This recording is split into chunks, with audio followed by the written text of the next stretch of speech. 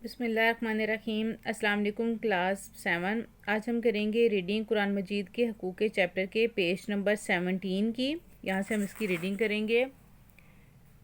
قاسم یعنی اسٹوڈنٹ قاسم جو ہے وہ کہتا ہے، جناب کیا اب بھی قرآن کے ذریعے سے یہ تبدیلی لائی جا سکتی ہے؟ اسلم صاحب، کیوں نہیں؟ قرآن تو وہی ہے جس نے صحابہ کرام رضی اللہ تعالیٰ عنہ کی زندگیوں کو بدلا یعنی چینج کر دیا۔ افسوس ہم نے اس کی تعلیمات کو بالکل فراموش کر دیا۔ فراموش کرنا یعنی بھول جانا۔ ہم اسے پڑھتے ضرور ہیں مگر اس پر غور و فکر نہیں کرتے۔ غور و فکر کرنا یعنی سوچنا سمجھنا کسی بات کو، اور نہ ہی اس سے ہدایت و رہنمائی لیتے ہیں۔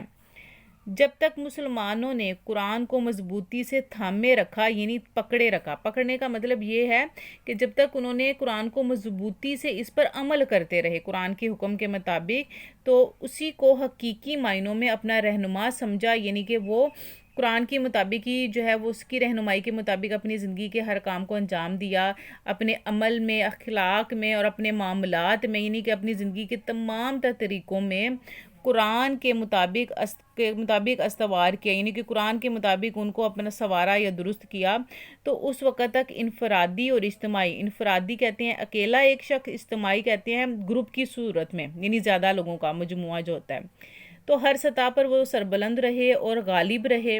اسلام کا جھنڈا 400 لہرایا، 400 یعنی ہر طرف لہرایا، لیکن جیسے جیسے مسلمان قرآن سے بے پرواہ اور بے تعلق ہوتے رہے، یعنی کہ قرآن پر انہوں نے عمل کرنا چھوڑ دیا، ویسے ویسے ان پر زوال کے سائے گہرے ہوتے گئے، اور نتیجہ یہ نکلا کہ وہ بدتریج فساد، یعنی کہ جو بدترین ترین تھا، مسلسل فساد میں، اخلاقی پستیوں میں، یعنی کہ اخلاقی لحاظ سے جو سب سے نچلا طبقہ ہوتا ہے اس میں مبتلا ہو کر مغلوب ہو گئے۔ مغلوب یعنی ناکام ہو گئے۔ ان کا اتحاد یعنی ان کا اتفاق جو تھا پارا پارا ہو گیا، یعنی ختم ہو گیا، اور وہ فرقوں میں تقسیم ہو گئی، یعنی مختلف گروہوں میں تقسیم ہو گئے۔ قرآن مجید کتاب ہدایت ہے، ہر شخص کے لیے رہنما اور استاد کی حیثیت رکھتا ہے۔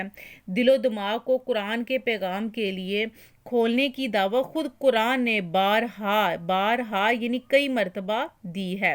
یہ جو میں آپ لوگوں کو ساتھ ساتھ مشکل میننگ بتا رہی ہوں نا، یہ ساتھ ساتھ آپ نے نوٹ بھی کرنے ہیں، ٹھیک ہے؟ اور آپ لوگوں نے کوشش کرنی ہے کہ یہ آپ اپنی نوٹ بک پہ لکھیں بھی، جس طرح کلاس میں آپ لوگوں کو قرآن مجید کے حقوق کے جو ہیں وہ یعنی کہ آپ اس کا ٹائٹل پیج بنائیں، جس طرح کلاس میں آپ کو کرواتی تھی، اور پہلے آپ اس کے ورڈز میننگ لکھیں، تو اسی طرح آپ نے اس کے ورڈز میننگ بھی ساتھ ساتھ لکھنے ہیں۔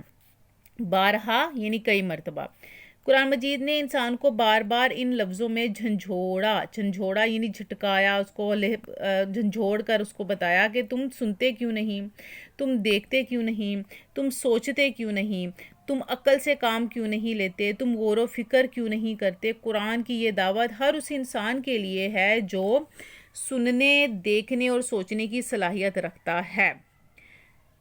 یہاں تک ہماری جو ہے وہ ریڈنگ ہو گئی۔ اب انشاءاللہ اس کی جو بقیہ ریڈنگ ہے وہ ہم نیکسٹ جو ہے وہ لیکچر میں کریں گے۔ آپ نے اچھی طرح سے اس کی ریڈنگ کرنی ہے، اور اس کے جو ورڈز میننگ ہے وہ آپ لوگوں نے ساتھ ساتھ جو ہے وہ لکھنے بھی ہے، ٹھیک ہے؟ اللہ حافظ۔